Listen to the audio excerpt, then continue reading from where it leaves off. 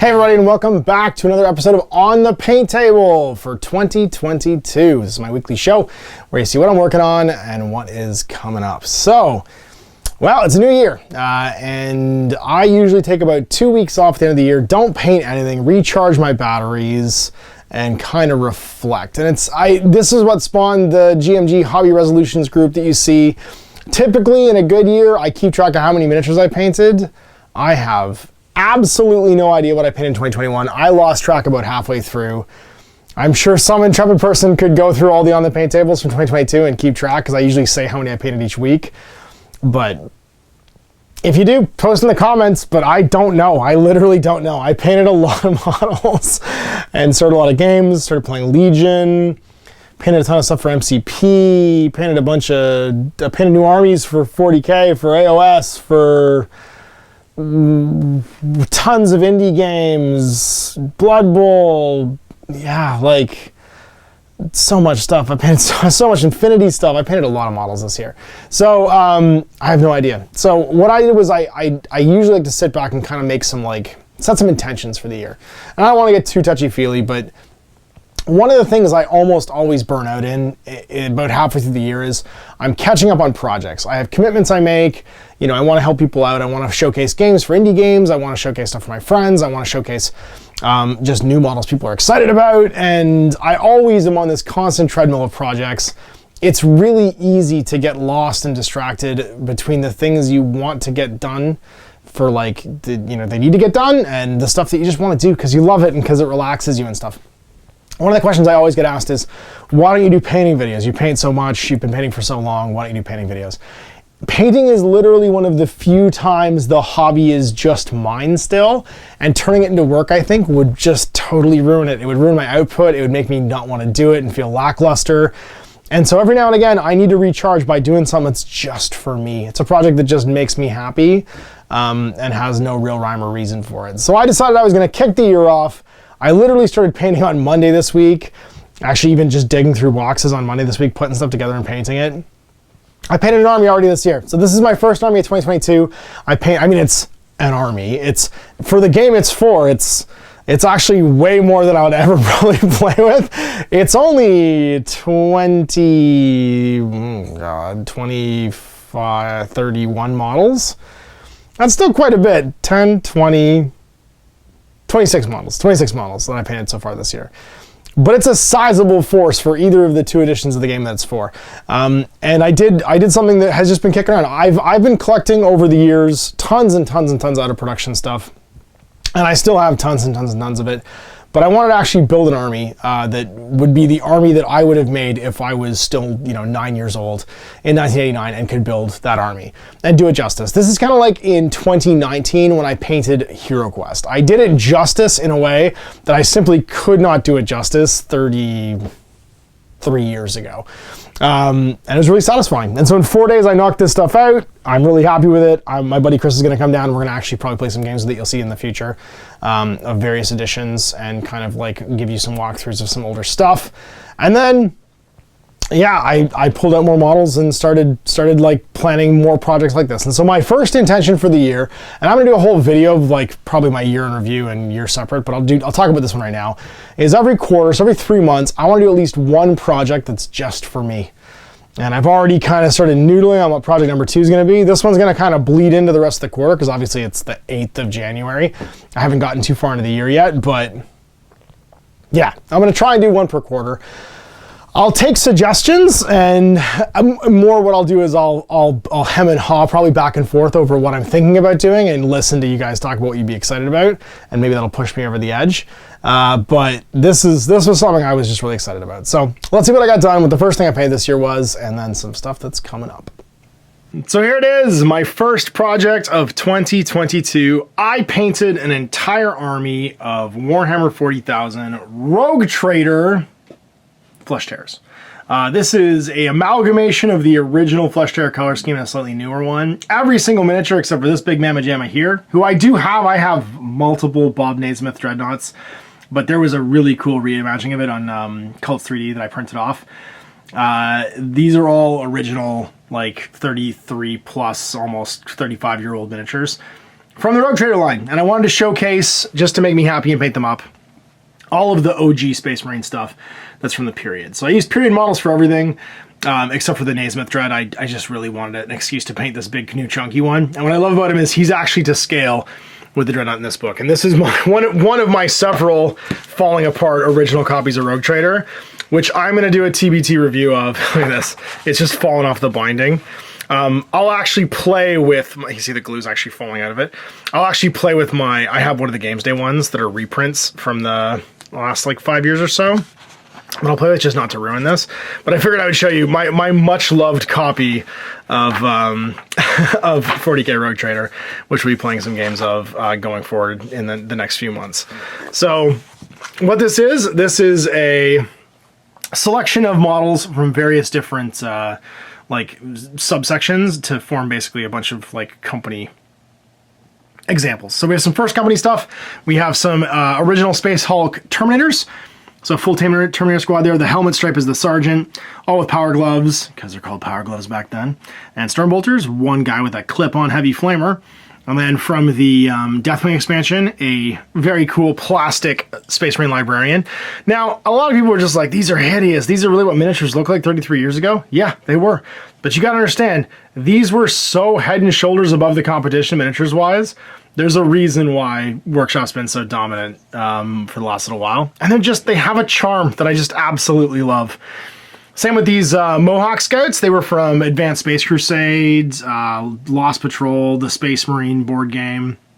And you can see here that back in this period, the Scouts were literal children.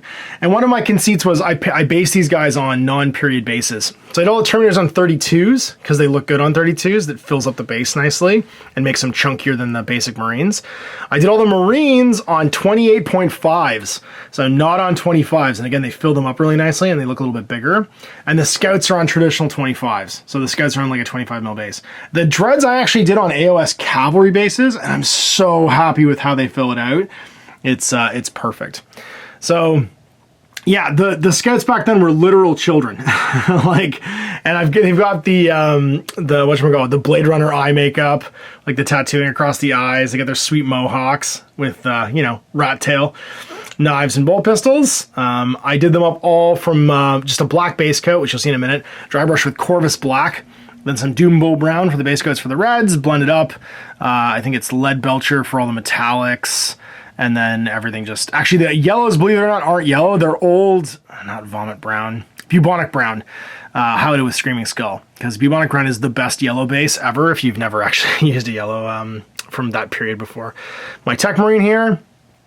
Metal Tech Marine. So plastic, plastic, plastic, plastic. This is one of the first metal miniatures. There's only actually 4 metal miniatures in this army. And 1 resin.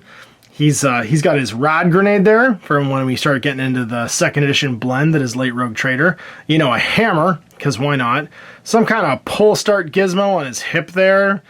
And then, yeah, he's a Tech Marine. Weird bionic eye and lights and stuff. Very cool to put with just... You have to take one because you can't take vehicles without having a Tech Marine.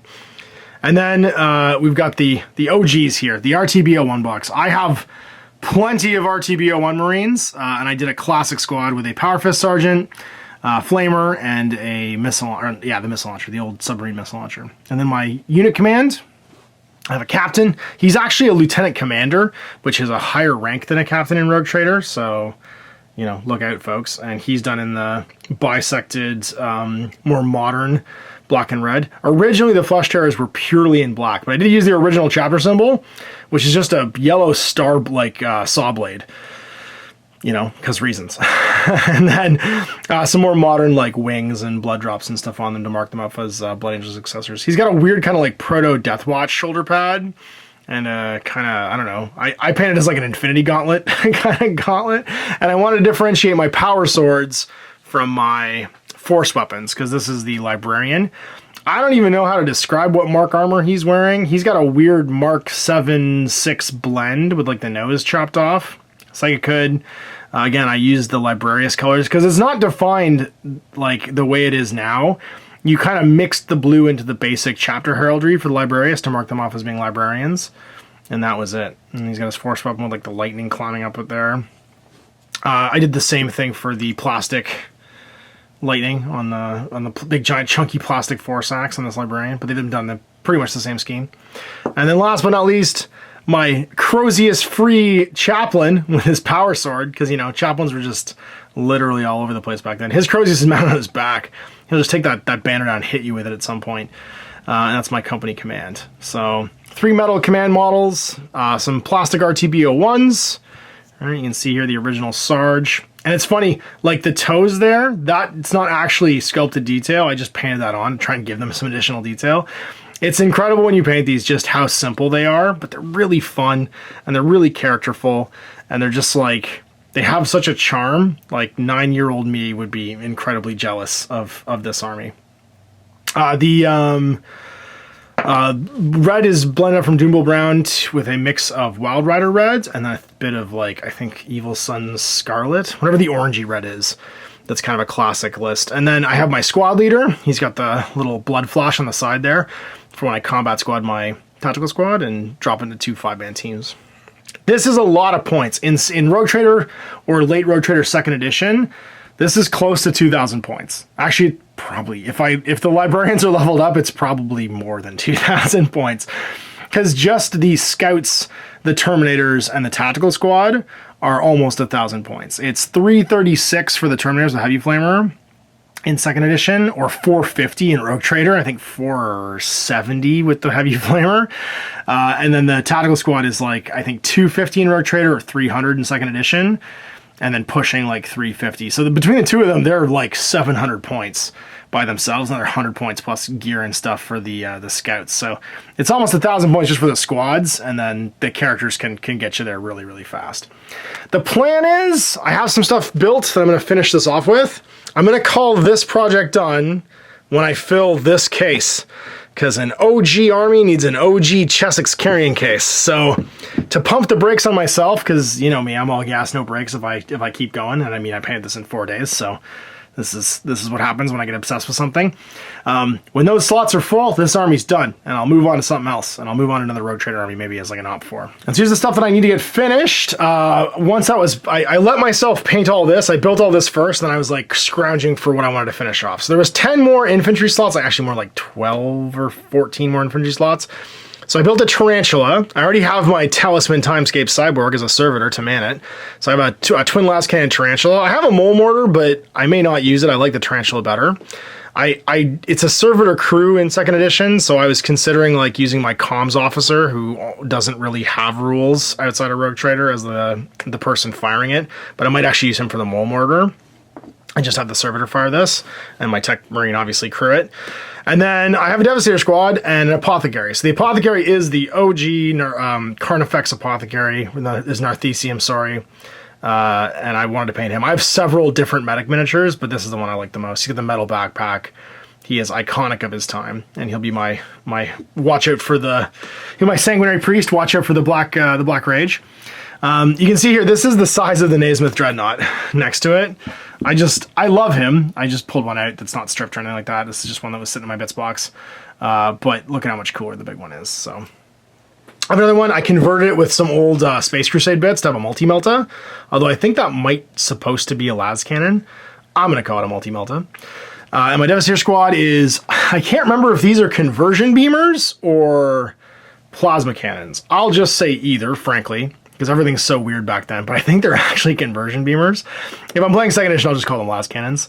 And I've got these classic Devastators, including one with like a low slung heavy bolter that I'll paint up as my Devastator squad. And then this little just bolter guy as like a unit leader in metal. Some metal Devastators. And then I was looking for Assault Marines, and I just don't have enough. These guys need to go in the goop still to get stripped. I have one dude with a chainsword.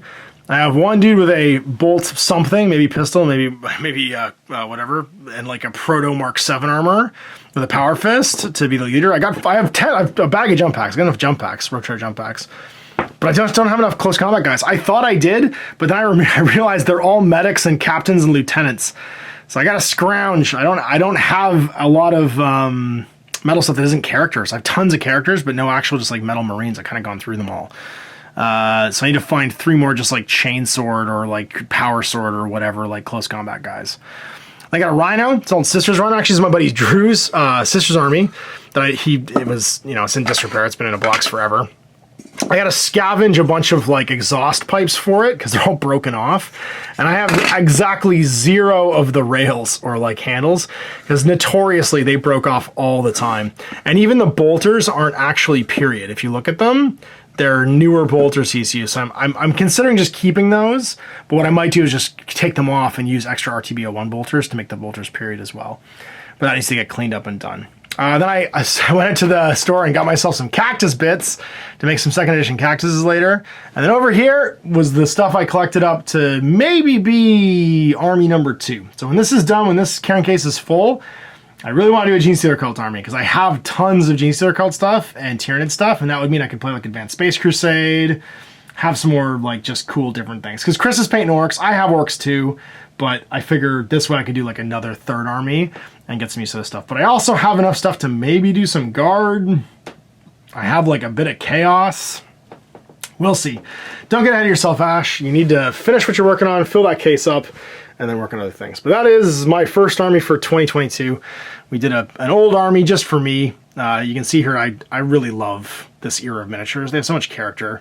They're not objectively amazing. They're all duplicate sculpts and fairly static and stuff, but you can see why when you put it all together, 33 years later, people are still sort of captivated and captured by this game. And speaking of Throwback Thursday, Brandon Dollar, hero that he is, had 3 of these he wasn't using, including the box for the one. There's no actual like card. I don't have any of the cardboard or the rules or packets or anything like that, but he had a Chaos Warrior, and he was watching the episode where I was like, what do I do if the Order of Sigmar falls apart? What if I do the 4 Horsemen of the Apocalypse and do like a Chaos Warband?